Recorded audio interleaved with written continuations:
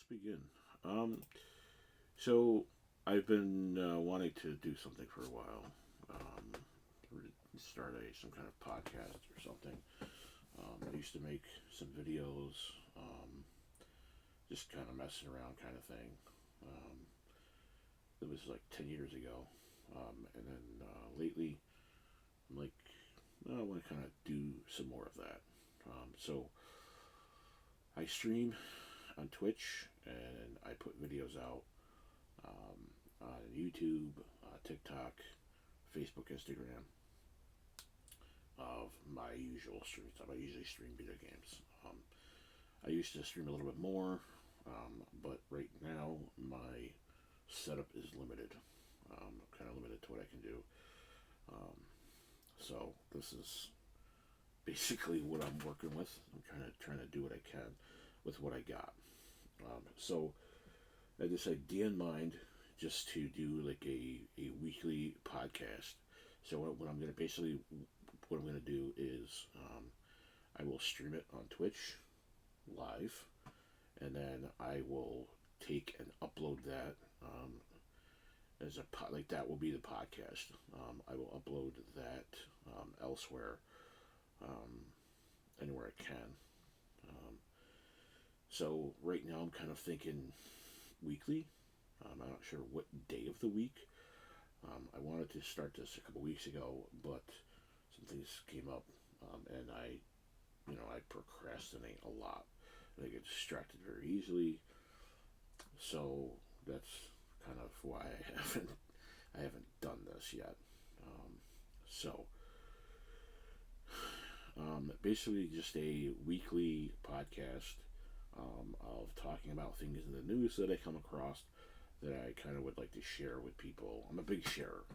I share a lot of things with people. So just things that I'd like to share, and maybe comment on, things like that. Things in the news, things with politics.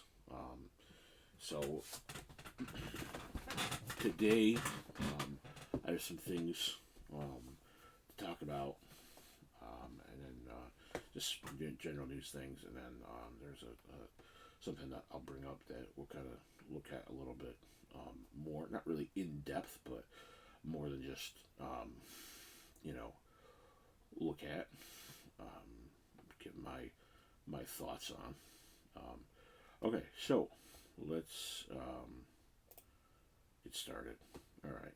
So the first thing going on right now is the massive, um, massive fires in L.A., out in California. Um, and they are devastating. Um, I thought there was more than there is, but um, according to what I see right now on the Cal Fire website, there's three. Like I said, I thought there was more. So there's the Palisades fire, the Eaton fire, and the Hearst fire. So according to this, they all started on the 7th. Um, the Palisades fire right now is 23,707, currently 11% contained. That's gone up a little bit since I saw this earlier, I believe. I think earlier it was only 8. Eaton fire, 14,117 acres, 27% contained. And then the Hearst fire, 799 acres, 89% contained. There is something else. Bear with me for a moment. I want to look at. Another thing that I'm gonna have to work on remembering is, so on Twitch you can see this live. Okay, you can see what I'm looking at, what I'm showing you. Um, what's going to be hard for me to try to remember is, as a podcast, it's only the audio. Um, so just remember that if you hear this and you want to actually see this, my plan is I will upload this um, on YouTube, so you should be able to see it on YouTube. and I will also, I'm pretty sure that I will just, unless there's some kind of limitation as to why I can't or something gets screwed up, I will put this on my Twitch page also. So if you want to watch it and see um, actually um, what I'm showing you, you'll be able to do that. Um, so what I'm looking for right now, and something that I forgot to look up, was I figured we would check in on some of the alert cameras in California. Um, I saw these the other day, and I was looking at some of them, and just some of the some of the fire is like the wildfires out there are just nuts. You know, I can't believe how big they are, how fast they spread. It's crazy. It's absolutely crazy. Um, okay, so I found the website. Um,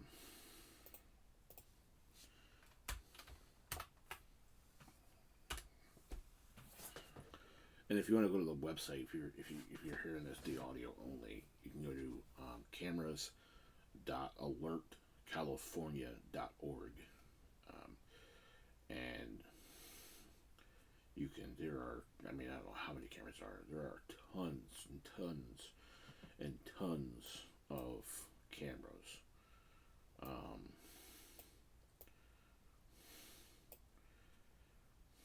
I mean, you can see just the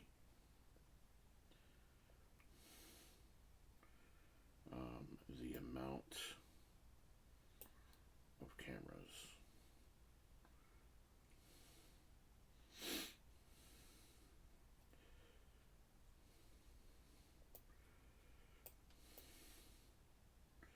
So, like, you can see as I move the map around, there are, these cameras on the right side.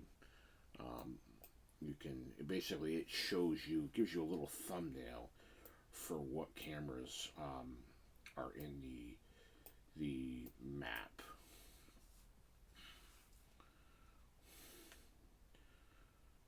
I don't know. I guess it's. I mean, I'm assuming because UC San Diego is up here that there's some kind of cooperation with UC San Diego.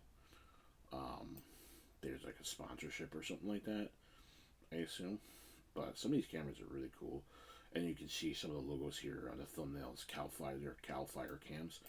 Um, so, um, but it's really cool that you can kind of go here and you can kind of look at things. All right, so these cameras are they're offline. Um,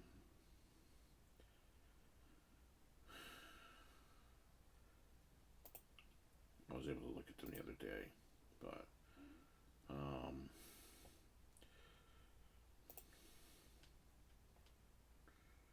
okay. So those were Topanga Peak. Look at, see, we can look at Saddle Peak. And you will see some of these grayed out boxes. I'm not sure what they're trying to cover up. I don't know if they're houses or things that they don't want people. They just don't want people to see. Um,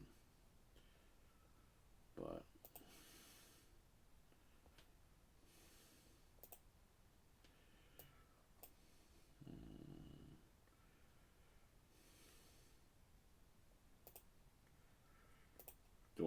the other night, I looked up these cameras, and it was crazy the amount of fire that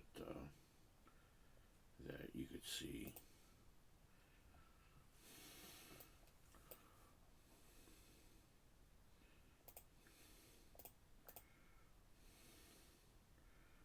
So I'm surprised.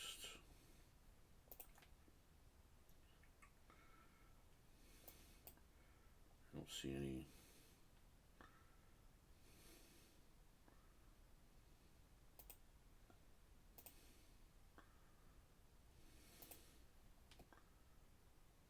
Seen any?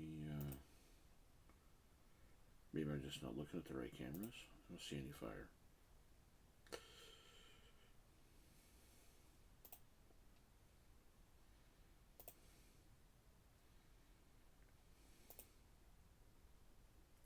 I mean, it's definitely hazy. There's some smoke, but the other day when I looked at these, it's probably all these.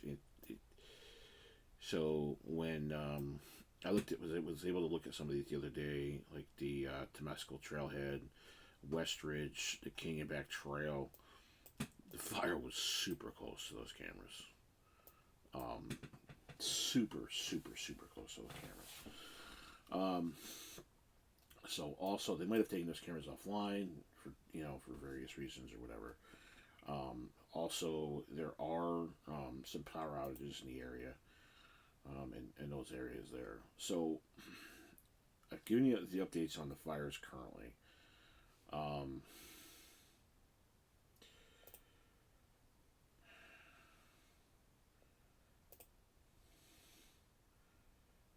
I just realized something else that I wanted to look up also. All right, so if you look at power outages in currently California, you've got like LA Department of Water and Power, 18,000 um, people are out. Okay, Southern California Edison, 48,000 people are out. Um, Now some of that's probably because there are legitimate power outages. Obviously in a wildfire, you know, telephone poles are made of wood. Um, so, telephone poles catch fire, they burn up, wires came down, boom, power outage. Okay. Also, some of those areas, and I knew this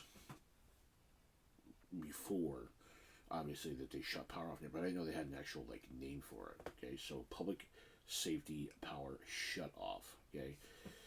And this is on, so the power outage you can find, poweroutage.us. It's a good website. It shows you a lot of power outages for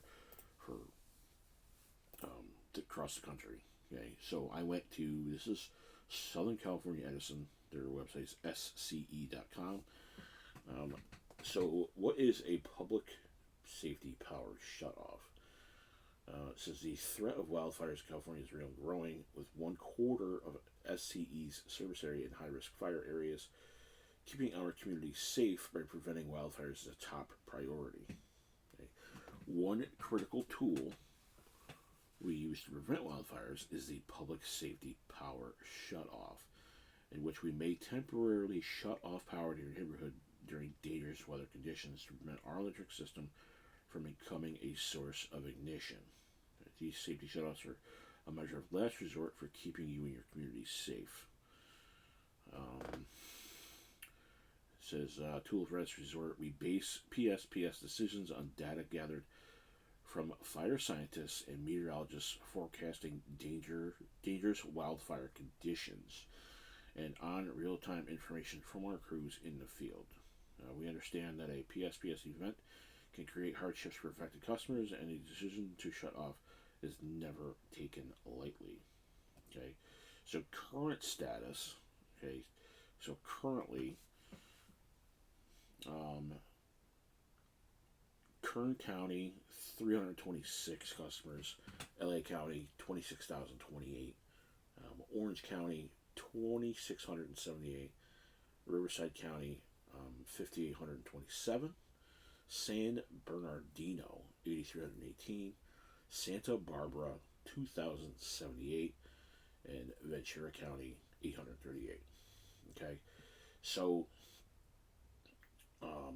those areas currently have public safety power shutoffs. Okay, now there are also more being considered. Okay, so for example, I'm going to run down the list. Kern County 11,910, LA County 112,415, Orange County 19,177, Riverside County 145,170, San Bernardino 85,164, Santa Barbara 3,916, Ventura County 69,948. Okay. Again, those are power safety shutoffs being considered, so they may or may not happen. Okay. Um, so preparing for a PSPS event. PSPS event will last as long as the dangerous fire weather conditions persist. And I don't know. I don't live there. I live all the way over on the East Coast and live in the Northeast. So I don't know how things are there. I don't know if they send out any kind of notification. I would hope like hell they do. So they don't just go, ping, yeah, your power shut off. But so this is when weather improves, we will inspect our lines for damage before restoring power. This typically takes up to 8 hours, but could take longer if we need daylight for safe inspections.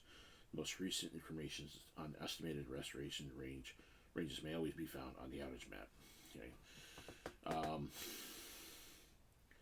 So and this goes down through. So if your preparation, keep important telephone numbers near your home's main phone line. Place flashlights in handy locations. Install surge protectors to safeguard drive. So it's just like usual things when you're gonna have a power outage. Okay.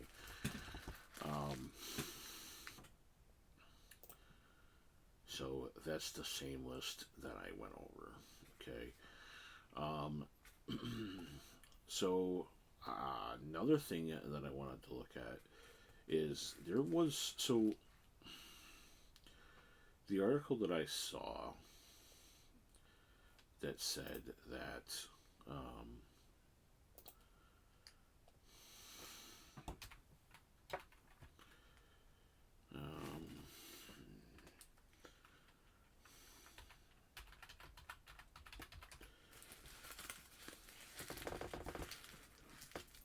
so there was a which fire was it? So I believe it was the Eaton fire. I saw an article that people were saying they were saying it was arson. Okay. But then that there was an arrest that was made, and then they said that they didn't have enough probable cause. Let's see what this article says from the Independent. All right, so they didn't have enough probable cause to arrest him on suspicion of arson, but he's been charged with a felony probation violation. Okay. So I'm not going to get further into that. It's, his name and his identity and all that stuff. So I don't know what the specifics are with that, but it was just what I had heard. So, all right, so let's switch gears a bit. Let's get into some political stuff. So today is January 12th. Okay, I probably should have led with that. Today's January 12th. Okay, the presidential inauguration is 8 days away. Okay, and there are a lot of people that dislike Donald Trump. Okay, lots and lots and lots of people. Okay, so a lot of people want to know. They've been asking. I look at Twitter a lot. Hey Jay, how's it going? So I look a lot on Twitter, and people are like, "Hey, why doesn't?" Or they say that Trump is constitutionally disqualified. Okay, from being president, from taking office, and why isn't he being blocked from taking office, and blah blah blah blah blah. Okay, so. A minute ago, you heard me say hi to somebody in my chat. So here's another thing. If you're watching us on Twitch live, okay, you can chat on Twitch. Okay, if you catch only the audio of this, then you'll just you'll hear me talk to whoever's in chat. So I encourage you, if you want, to to join the conversation, to come to Twitch, all right, and hop and chat, and we have some interesting conversations. Okay, anyway, so like the other day, I saw on Twitter somebody reached out to, they tagged Jamie Raskin. They're like, hey, why isn't Congress upholding their oath and blocking Trump from taking office under the 14th Amendment? Okay, these people are going crazy about the 14th Amendment this and 14th Amendment that, blah, blah, blah, blah, blah. Okay, so let's get into that. Okay, so they talk about Section 3 of the 14th Amendment. Okay, and the Section 3 says no person shall be a senator or a representative in Congress or elector a president and vice president or hold any office, civil or military, under the United States or under any state, who have previously taken an oath as a member of Congress or as an officer of the United States or as a member of any state legislature or as an executive or judicial officer of any state to support the Constitution of the United States shall have engaged in insurrection or rebellion against the same, or given aid or comfort to the enemies thereof. But Congress may, by a vote of 2/3 of each house, remove such disability. Okay? So now everybody's like, well, so I look at that. The first thing that I see with that is, well, in there's no enforcement, okay, within Section 3, okay? So then people are like, it's self-executing, okay? Well, there's nothing to indicate that, okay? And technically, it's, if you want to look at just that, okay, it's incomplete. You would need additional legislative steps, okay, or additional judicial steps to do anything with that. Okay, these are things that people are leaving out, okay, which kind of drives me freaking nuts. All right. So,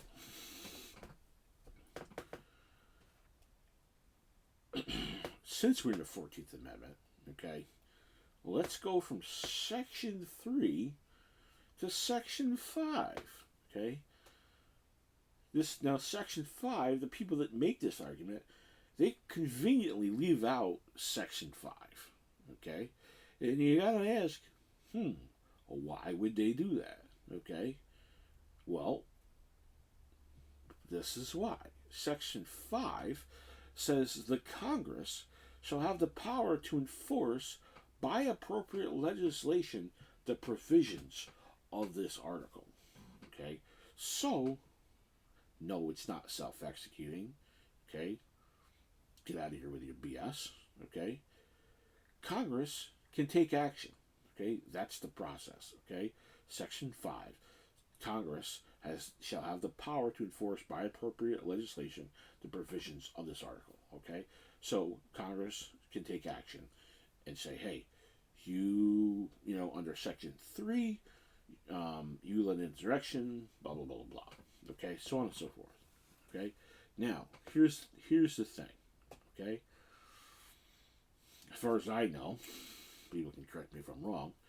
All right, no one, as a result of the January 6th protests, riot, dumpster fire, crap show, whatever you want to call it, okay, was charged and convicted with insurrection.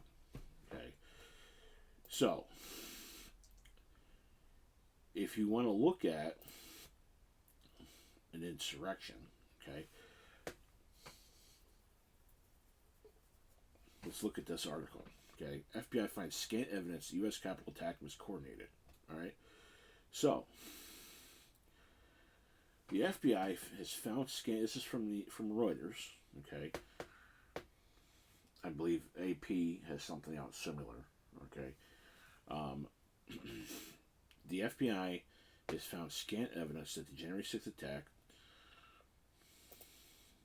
on the U.S. Capitol was a result of an organized plot to overturn the presidential election. All right. Why is my browser not liking me? Bear with me here for a moment.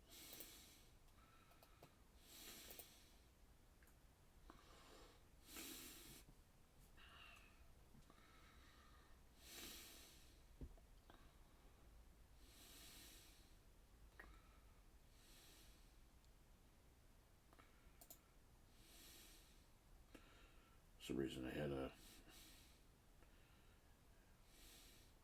Oh, there's an ad on the Reuters page that was trying to open and was creating an issue.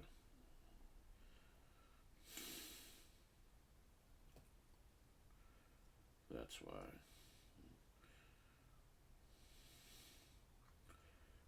You would think that they would make it easier, your website's easier to browse and manage.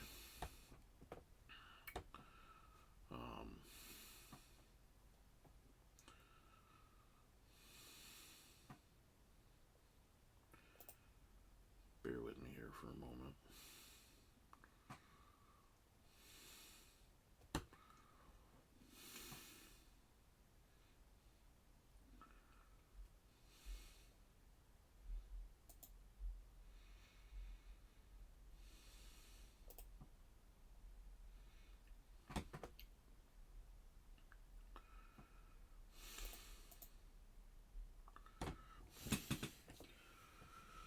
Take a little bit of a drink.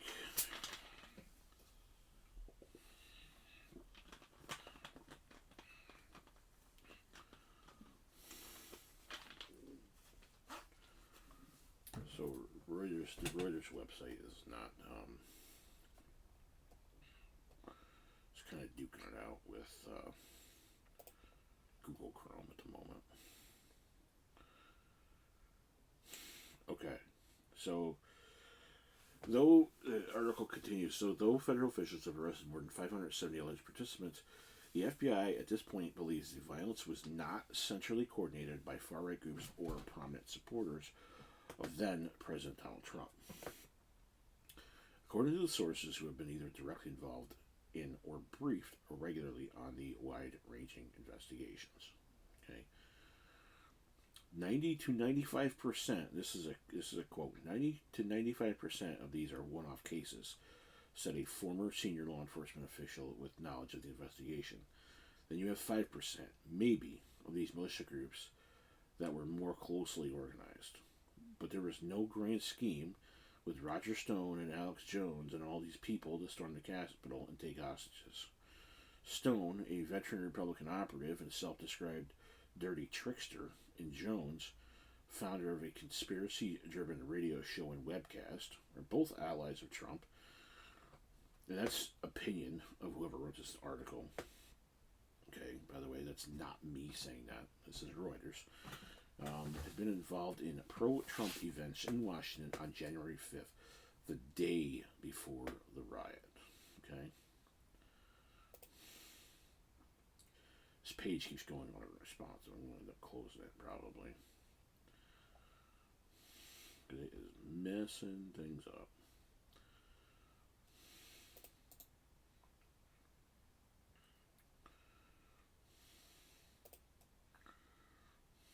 Okay, we're just going to close the page. Okay, so basically you get the gist.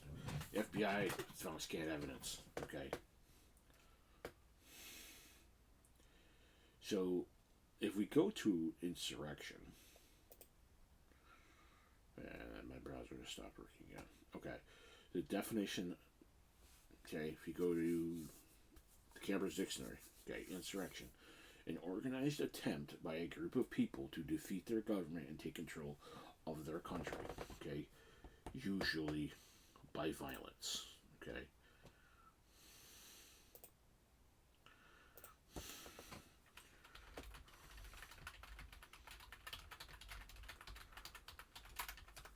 Let's see if we can find another another article. Okay. Um, so the Reuters, man, they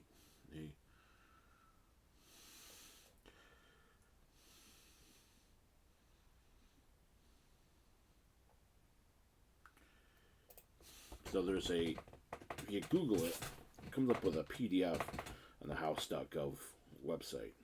Okay.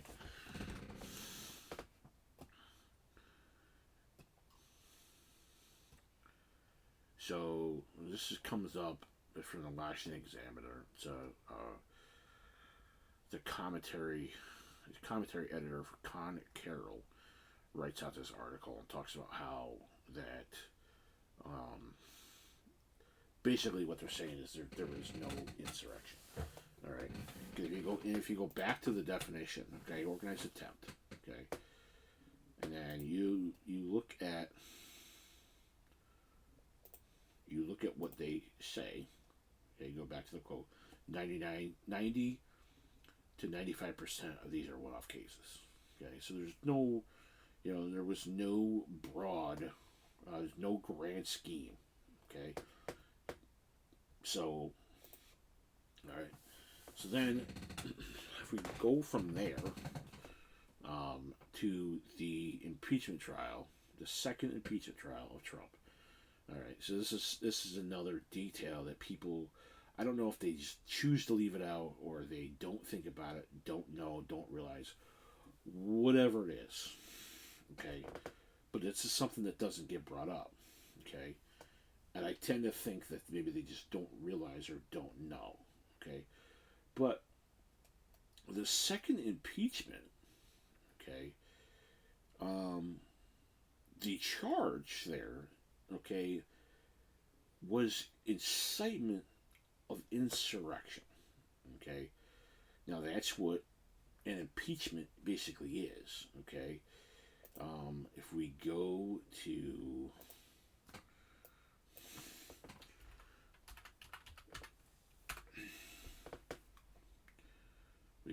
let's look up the definition of impeach. Okay. Impeach, to make a formal statement saying that a public official is guilty of a serious offense in connection with their job. Okay, so it's basically an accusation. All right, I've also seen the argument that, okay, since Trump was impeached, okay, of the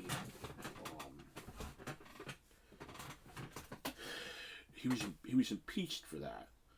Okay, then yes, like he's guilty. Okay, it's just automatic. Well, that's not the case. Okay, because I saw somebody say that on Twitter. Well, he was impeached, so therefore he did it. He's an insurrectionist. Okay, so if you go through the trial, okay, the outcome of that trial, okay, he was acquitted. He was acquitted by the Senate.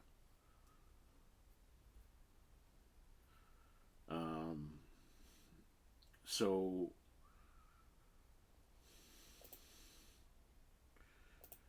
get an ad here on so many pages, so many ads.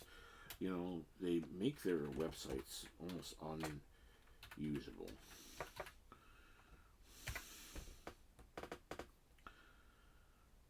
Okay. And if you look up acquit, the definition of acquit, to decide officially in a law court that someone is not guilty of a particular crime. Okay? And then if you go to Wikipedia, type in second impeachment trial of Donald Trump. Okay? You get all the details. Okay? And you can see the outcome. Acquitted by the U.S. Senate. Okay? 57 guilty, 43 not guilty. So, let's circle back to the 14th Amendment and people calling Trump an insurrectionist. if you go, I mean, so the 14th Amendment doesn't apply because basically because he's I mean, second impeachment is like kind of like the deciding factor. Bam, not guilty.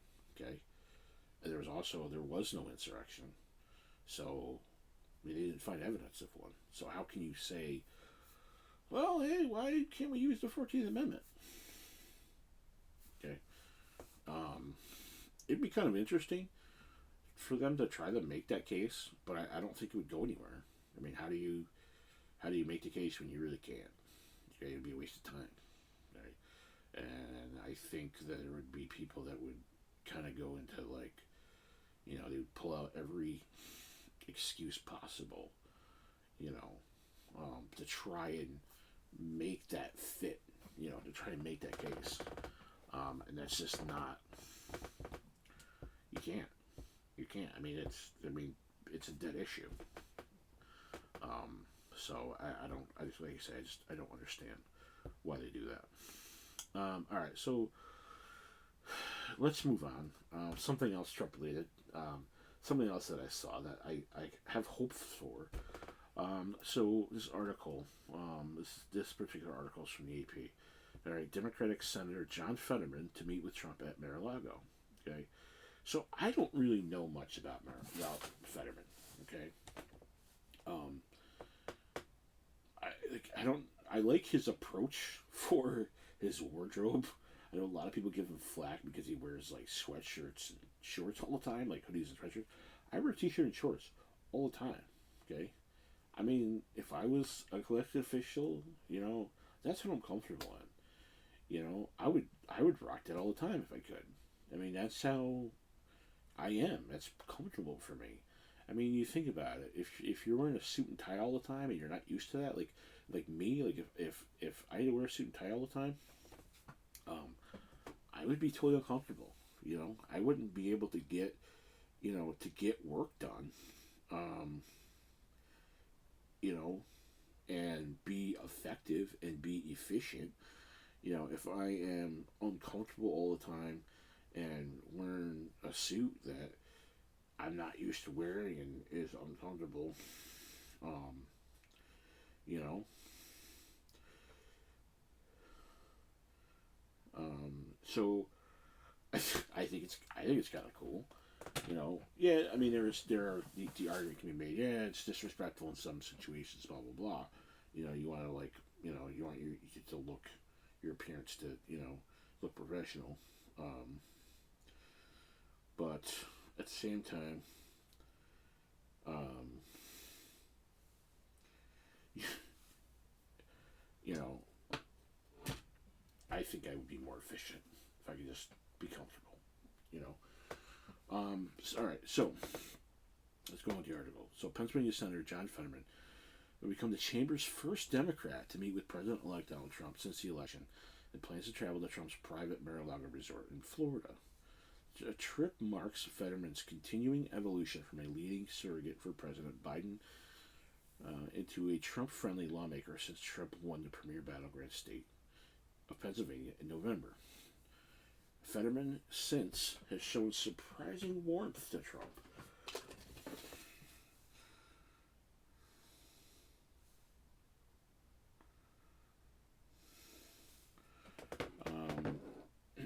Sorry. Surprising. I lost my spot.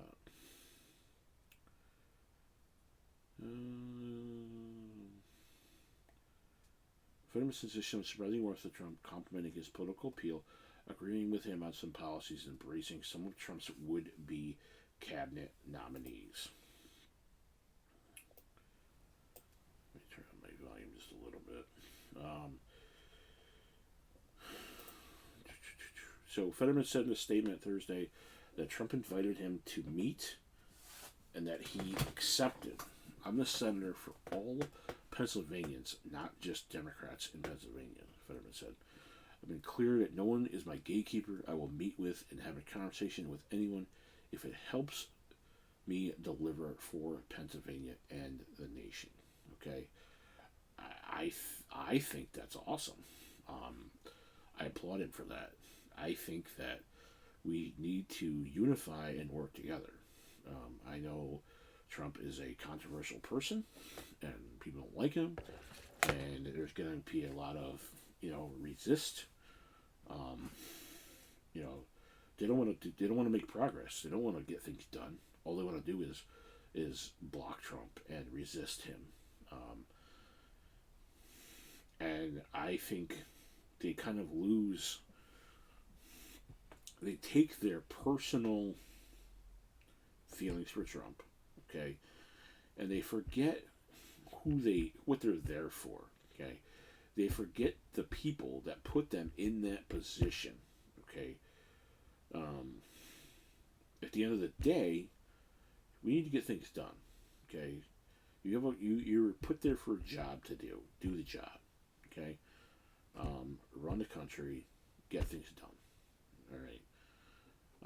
And I'm hopeful that Fetterman is like, hey, yeah, I'll sit and meet with him. I'll sit and meet with anybody. That's how I would be. Okay. Yes, there are politicians that I highly dislike. All right, but if I am an elected representative, okay, for a body of people, okay, yes, I'm gonna go meet with that person. Okay, because I'm a representative for all of the people that elected me, that put me in that position.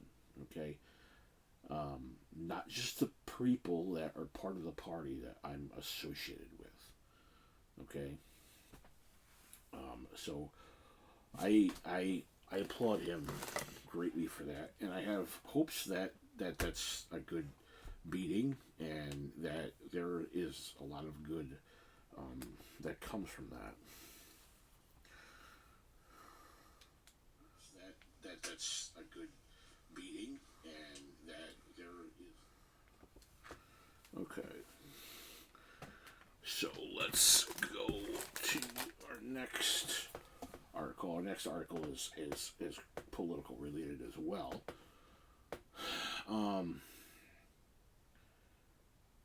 So I've had this feeling for a long time that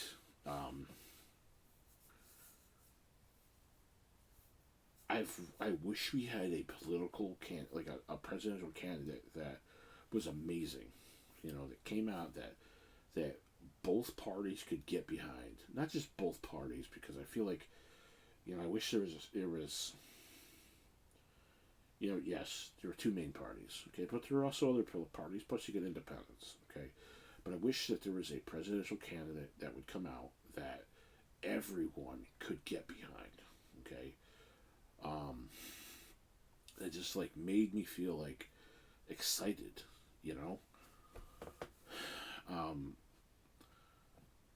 I haven't seen that in a long time, you know. So this article is it's on MSN, but it's from, I believe it's originally from the Daily Caller, okay, and this is about comments that James Carville made. Okay, so since Democratic strategist James Carville said Thursday that the Democratic Party's reputation is at its lowest point ever, citing a lack of inspiring presidential candidates since former President Barack Obama. Okay, so I have to admit, like, I had high hopes for Obama. Okay, when Obama first came in, I'm like, heck, like, he could do amazing things. This is gonna be freaking awesome. Okay, I mean, since then, like, Hillary Clinton, what are you thinking? Like, what? And then Joe, seriously? And then the whole debacle with Kamala? Like, what? Like, what are you thinking? Like, I mean, there are times where like both sides, they're like, hey, we're gonna throw our support behind this person, and I'm like, what? Like, I don't get it. To me, it doesn't make sense. Okay, um, and granted, like I'm not like super involved in politics. Okay, I'm not a political power person. I'm not high up the chain. I'm not some politician. All right, but any of my friends can tell you I consume news and political stuff every day. Okay, um, some of the people, just some of the names that come out, I'm just like, well, why or how or what are you thinking? Okay, that's just I don't get it. I really don't. All right, so let's go on with the article. So since Obama finished his second term, President-elect Donald Trump has defeated former Secretary of State Hillary Clinton in 2016 and Vice President Kamala Harris in 2024, only losing to President Joe Biden in 2020 during the COVID-19 pandemic. Carville on Politics War Room, okay, noted that Democratic turnout in 2024 was poor compared to 2020, appearing to reference a Saturday article by former political director for the AFL-CIO, Michael Podhorzer. I probably butchered that last name. Okay, but he goes on to say, "Do you want kind of bad news?" This is a quote. So, do you want kind of bad news? And let's just pile it on. The image of the Democratic Party is at an all-time low. Democratic turnout in 2024 was not good, Carville said. It was a great piece by Michael Podhorzer, who's a friend of the show, who's been on here before. Trump didn't really do any better than he did in 2020. Democrats did worse. And the truth of the matter is, I have great respect and admiration for Secretary Clinton, for President Biden, even a good deal for Vice President Harris. But we have not had an inspirational presidential candidate since Obama ran for re-election, he continued. And that's what most people do. The image of the party is one of being urban, old, out of touch. Right. Carville also warned in late November that the Democratic Party's brand suffered significant damage following Harris' brief presidential campaign in which her party reportedly spent nearly $1.5 billion. So I can't tell you how many times the Democratic Party has made major missteps in what they're doing. Like, things that just make absolutely no freaking sense. Okay, and this if for those of you that don't know, James Carville, he's a he's a Democratic strategist, but he's been involved in the Democratic Party for forever, and the guy really knows what he's talking about. Really knows what he's doing. But I don't, like he said, an inspirational presidential candidate. I mean, even Obama's second time, I was kind of like, I don't know. I had really high hopes for him, and it was disappointing. But going back to that, the inspirational presidential candidate, that's something we've been missing for a long time. As a whole. And when he says the image of the party is one of being urban, old, out of touch, I mean, you want to talk about out of touch politicians? I mean, there are politicians on both sides that are out of touch.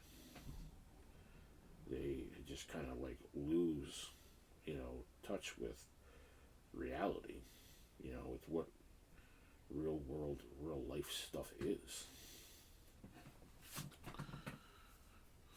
But I mean, the Democratic Party needs to do a major overhaul, and honestly, I think the Republican Party does too. They both need to make some serious changes and get some better candidates. I mean, if you think about it, think about it from the Republican side.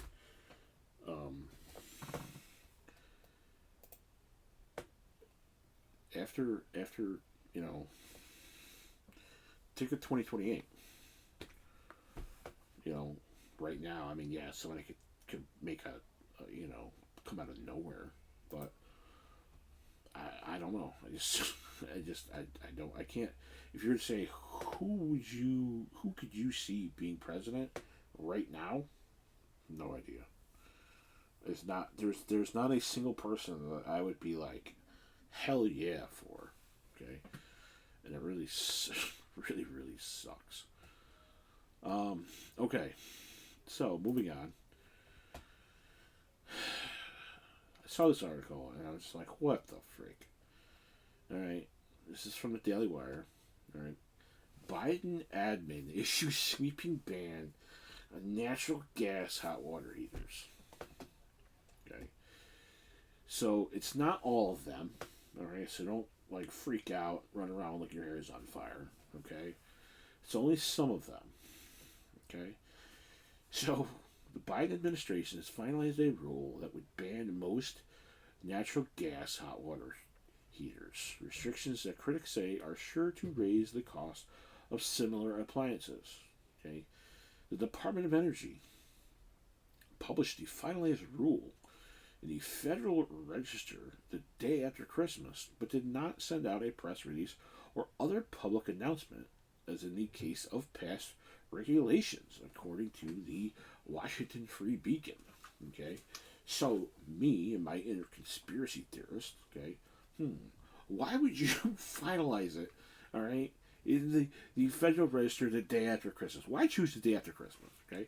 Because people aren't paying attention. It's the day after Christmas. And then you're not going to release it or put out or make any other public announcement, okay, like you've done in the past, okay? Probably because you don't want people to realize, okay? So the rule is scheduled, okay, to go into effect in March 2025. It is expected to phase out the production of roughly 40% of new tankless water heaters by 2025, okay, leaving consumers in the United States with fewer options and higher prices. The finalized rule is the latest move the Biden administration has made to restrict household appliances and vehicles in an effort to cut down on emissions. Okay.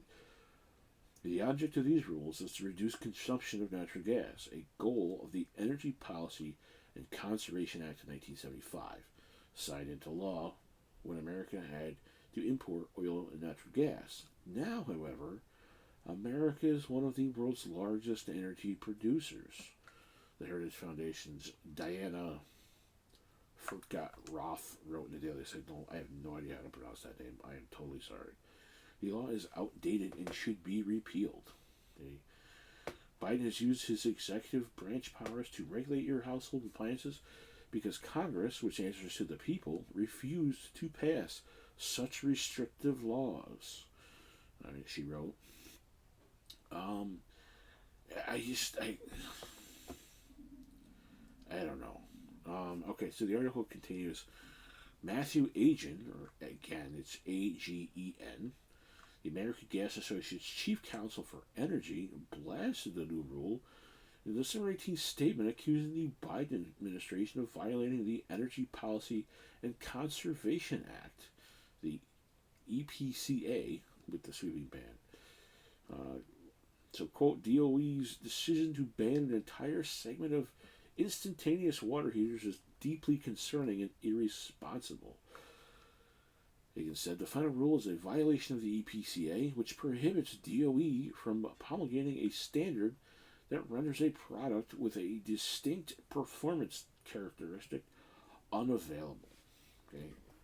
Goes on to say that the Biden administration's claims about cost savings for consumers are flawed, and the rule will result in much higher costs, especially to low-income households. Okay. DOE's estimate of increased cost to customers is not reflective of real-world situations, with direct pricing information from a manufacturer suggesting that the difference in average product price alone is approximately $450, 200% greater than the $231 difference claimed by DOE to justify the rule. Moreover, the customers most likely to opt for more affordable non-condensing water heaters tend to be low-income and senior households. So, I just, like, what are we doing? Like, I don't know. To me, it's just nuts that the government is banning household appliances. I mean, this is just nuts, like absolutely crazy stuff. Okay, so I don't know. I really don't get it. So I have one more article, and then we're gonna wrap this up. Okay.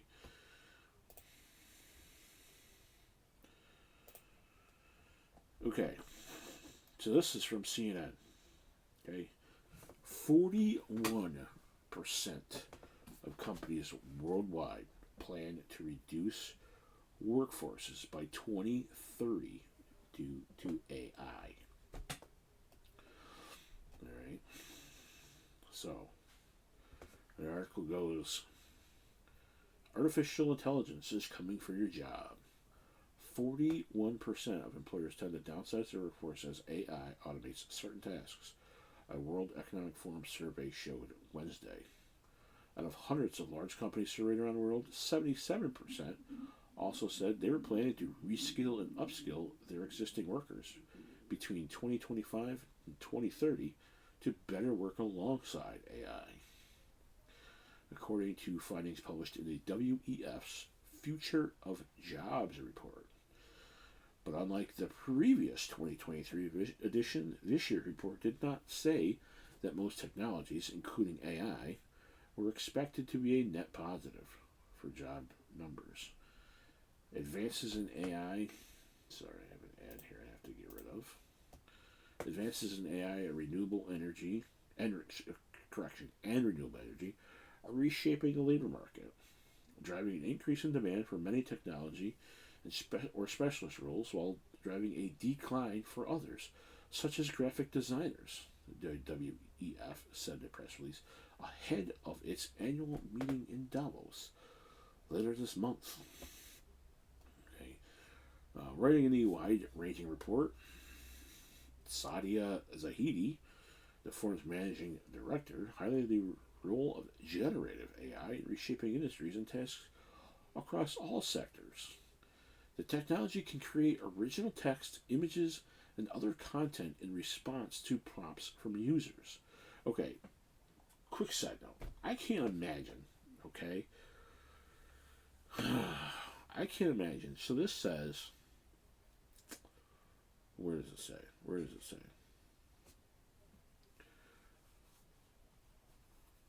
When it says, I'll driving a decline for others such as graphic designers, how the freak is AI going to give you, like, how are you going to be able to explain to AI what you want in an image, or what do you, like, what you would say as a graphic designer, and then the end product, how is that going to be better coming from AI than from an actual graphic designer?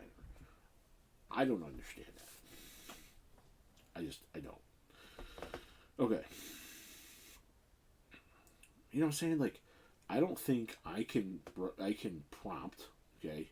I don't even know what they mean by write prompts or whatever for AI, but I don't see how I can write a prompt to AI, okay, for an image that I want, and then have that image be better than if I just go to a graphic designer and explain to them what I want, and then I get the image from the graphic designer.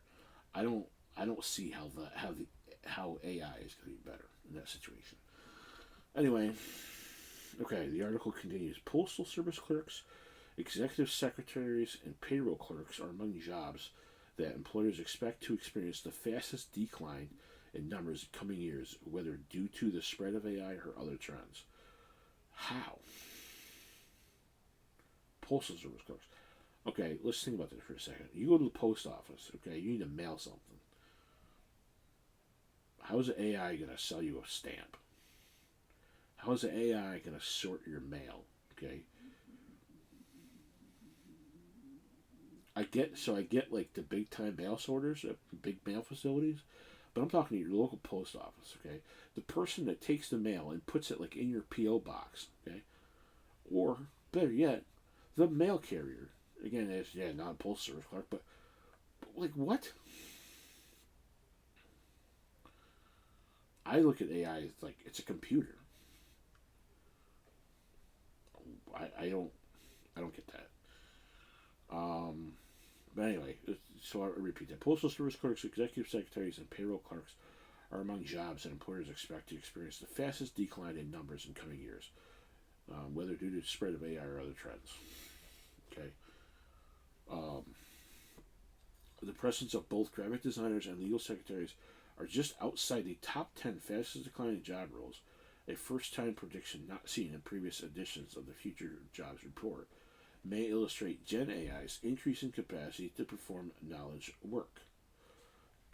The report said, conversely, AI skills are increasingly in demand. Close to 70% of companies are planning to hire new workers with skills to design AI tools and enhancement, and 62% intend to recruit more people with skills to better work alongside AI, according to the latest survey conducted last year. Striking an optimistic note, the report said the primary impact of technologies such as generative AI on jobs might lie in their potential for augmenting human skills through human-machine collaboration rather than an outright replacement, particularly given the continued importance of human-centered skills. Duh, yeah. You still need a person. However, many workers have already been replaced by AI. In recent years, some tech firms, including file storage service Dropbox and language learning app Duolingo, have cited AI as a reason for making layoffs. Okay. So that wraps up that. So hopefully, I hope that this has at least been somewhat informational to you. You find some value in it. I will be posting this on my YouTube. I am hoping to be able to post it to Spotify. I don't know how that works, but I'm hoping to be able to post it to Spotify. I will post it on I have a page on Fourth Wall that I will post it there, and I will post this maybe some other places that I come across. I might cut it up, make some video clips, but yeah. I appreciate you listening. Like I said, this is the first episode. So we'll see how it goes. I hope to make this a weekly occurrence. I might do some shorter things here and there in between. If something big happens, we'll see. Maybe I'll leave that not for the podcast, but I'll leave that for Twitch streaming. Again, if you want to catch me on Twitch, you can. My username on Twitch is BigAl315, and I will share links with that also. Okay? So thanks for hanging out, and I will catch you next time.